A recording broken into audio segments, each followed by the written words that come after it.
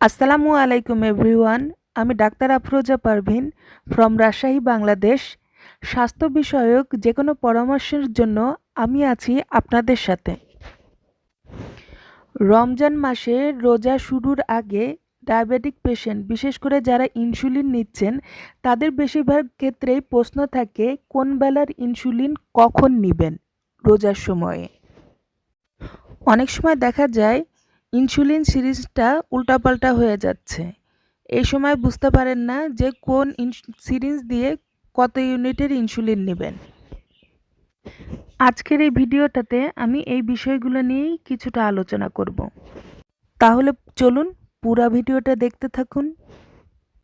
Diabetic পেশেন্টের ক্ষেত্রে যারা রেগুলার বেসিসে ইনসুলিন নিচ্ছেন, তারা সবসময় মনে রাখবেন আপনারা এমনি সময়ে সকালবেলাতে যতটুকু পরিমাণ ইনসুলিন নিচ্ছেন সেইটা নেবেন সন্ধ্যায়, মানে ইফতারের আগ মুহূর্তে।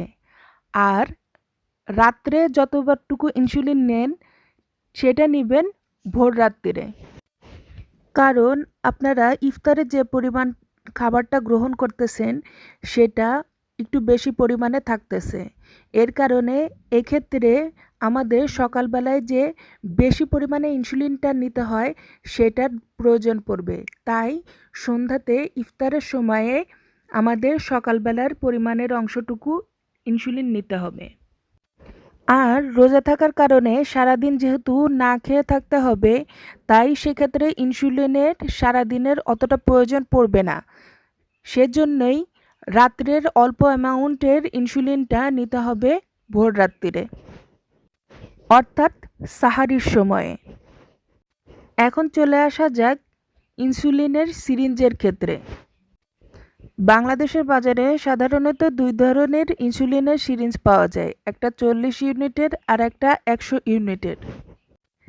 এই সিরিঞ্জ দুইটা কিন্তু দুই ধরনের ইনসুলিনের জন্য নির্দিষ্ট, অর্থাৎ 100 ইউনিটের ইনসুলিন যেটা সেটা 100 ইউনিটের সিরিঞ্জ দিয়েই নিতে হবে, আর 40 ইউনিটের ইনসুলিন যেটা সেটা 40 ইউনিটের সিরিঞ্জ দিয়েই নিতে হবে।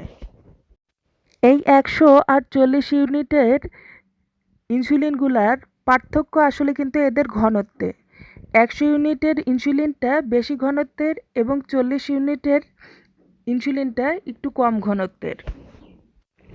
এখন একজন ব্যক্তি যে কিনা 100 ইউনিটের ইনসুলিনটা ইউজ করতেছেন, তিনি যদি কোনো ভুলবশত 40 ইউনিটের সিরিঞ্জ দিয়ে নেন, তাহলে কিন্তু তিনি যে পরিমাণটা 40 ইউনিটের নেবেন সেটা কিন্তু 100 ইউনিটের তুলনায় অনেকখানি কম হবে। ঠিক একইভাবে যে ব্যক্তি 40 ঘনত্বের ইনসুলিনটা নিচ্ছেন, তিনি যদি 100 ইউনিটের সিরিঞ্জের মাধ্যমে ভুলবশত নিয়ে ফেলেন, তাহলে সেক্ষেত্রে তিনি অনেক বেশি পরিমাণে ইনসুলিন নিয়ে নিচ্ছেন। এই ভুলটা কিন্তু অনেক বেশি মারাত্মক। ব্যাপারটা আমি একটা ছবির মাধ্যমে আরও বেশি ক্লিয়ার করতেছি। ছবিটা একটু ভালো করে লক্ষ্য করুন। এখানে 40 ইউনিটের ইনসুলিনের জন্য যে সিরিঞ্জটা, সেই ইনসুলিনের সিরিঞ্জে দাগ কাটা আছে 40 ইউনিট এবং এটা কমলা কালারের।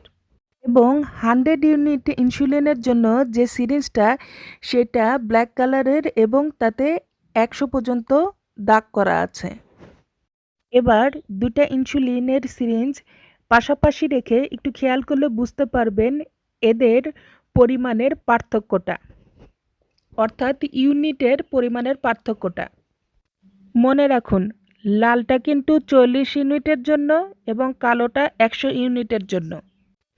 এখন ধরুন একজন মানুষের 20 ইউনিট ইনসুলিন নিতে হবে।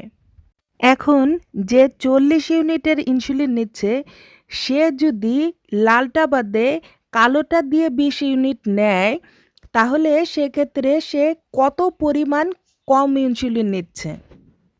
এখন যিনি এই কালোটা দিয়ে 100 ইউনিটের ইনসুলিন নিচ্ছেন, তিনি যদি 20 ইউনিটের ইনসুলিনটা লালটা দিয়ে, অর্থাৎ 40 ইউনিটের ইনসুলিনের সিরিঞ্জ দিয়ে নেন বা নিয়ে ফেলেন, তাহলে কিন্তু তিনি ডাবলেরও বেশি ইনসুলিন নিয়ে ফেলতেছেন বাই মিস্টেক। এবার তাহলে বুঝুন এই ভুলটা ব্যক্তিটার জন্য কত বড় মারাত্মক ক্ষতির কারণ হয়ে যেতে পারে।